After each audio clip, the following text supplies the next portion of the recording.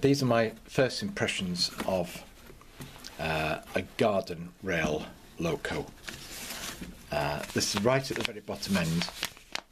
It's the loco that's taken from the Harlequin toy train set.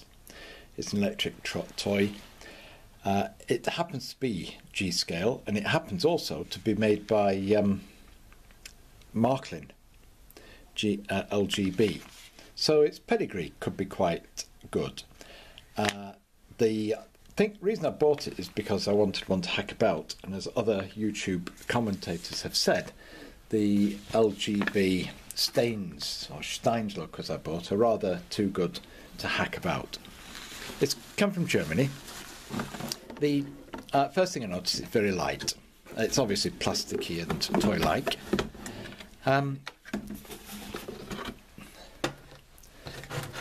The price from Hatton's for the whole train set, which is those three items plus the circular plastic track, is about £99. So you can get it relatively cheaply. It's the same order of price for the train set as the Playmobil. However, my first impression is just the loco. I bought the loco from Germany. It's obviously been split from a set, and somebody signed the loco. I don't think it's ever been played with or run. It comes with a remote control. Now, first impression, I don't think it's as good as the Playmobil. There's the Playmobil loco. It is a slightly larger, quite a substantial thing with four wheels. It weighs more. It has two motors and clutches on the motors, so I can actually spin those. It's geared down, and it's either turning the motor, but if the motor was running and I tried to push it in the opposite direction to the motor, I think the clutch would save the motor and the gears from any damage. I don't know if this has the same thing. It's, as I say, it's a lot lighter. It's battery operated remote control again, just similar to that. I've no idea, except that I don't think it's the same. I think it's infrared. Is that what it said? Infrared? I'll check that. Remote control. And when you open this, you can see the place where the C-cell batteries will go in there when you remove. So that might add a little bit of weight to it. But I'm going to open it even further. You've not got four driven wheels as you have with the, because that's obviously not driven. You've just got the two driven wheels, one with a tyre, a friction tyre on it. So presumably only one motor, but I wonder if you've got a Bueller motor in there. So that's it then. My first impression is if you're going to spend £99 for the set and you just want something that's going to haul trucks around, this certainly feels like it will do more of a job at hauling them round. And it is definitely wireless radio remote control, 2.4 gigahertz, which is quite a good and reliable method. Right, I've now put 3 C-size cells inside the loco, and this is the remote control. There's a button on the top you have to press to turn it on, and then as long as you point it at its infrared.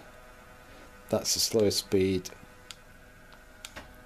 Go one way, go back again, stop. Right, in reverse.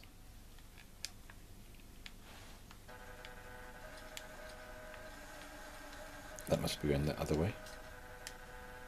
Try and get it to go in reverse. There we go.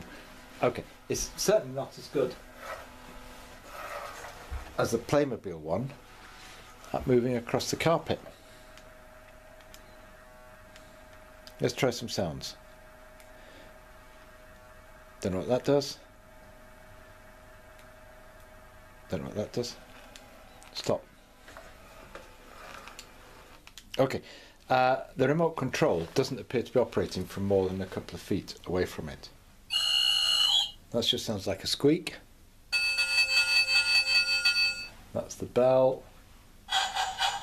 Oh, there's a chuffing sound. See if it changes with the motion.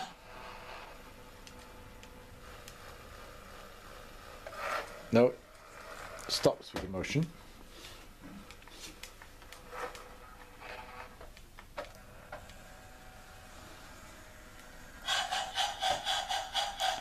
So it doesn't sound like the chuffing sound has any relation to the motion. It stops after a little while. So it runs for a little while and then stops. Stop the motor. Bell. What I suppose is a whistle, but look, I'm pressing the whistle button. Really have to have it close. And what's this one? Okay, so there are new fresh batteries in the remote control, and it isn't really working from any great distance. Oh, that worked. In this room I can point at the ceiling with the TV remote and it work okay. But as soon as the remote control is a little bit out of the distance, this isn't working. So that's the first disadvantage, is that you really have to be pointing the remote control directly at it. I need to just check whether the batteries in the loco are up to scratch. I have a battery tester, but certainly it's brand new fresh batteries in the transmitter part, so it's sending out a signal, but I can't honestly say the range is no good until I've also checked the batteries in the loco itself. But those are these are the instructions which came with it in 4 languages, and it does show you how to put the open up the loco, to put batteries into the loco, clip together the track. Obviously if you've got a train set you want to clip together the track, clip together the other things, and then there's a button on the roof, this button here, to turn it on and off. I've no idea whether it's on or off now, because there isn't a sound and there isn't any light to tell you that it's on and off. With my Playmobil, if I turn it on, which one? Then, right, okay, I'll show you that. With my Playmobil, if I turn it on, the lights come on. So I certainly know that the thing is on, and it's got directional lighting on it as well. So that's an additional feature on the Playmobil. So I'm trying to do a comparison between the two in that way.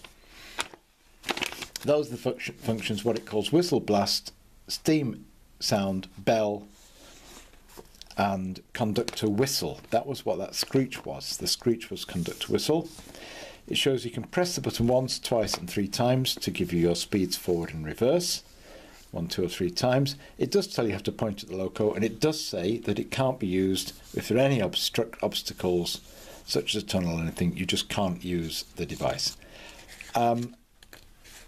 It does look though that you might be able to use it in that it will maintain the speed you've set it at for a certain period of time. I'm not quite sure how long we'll do that.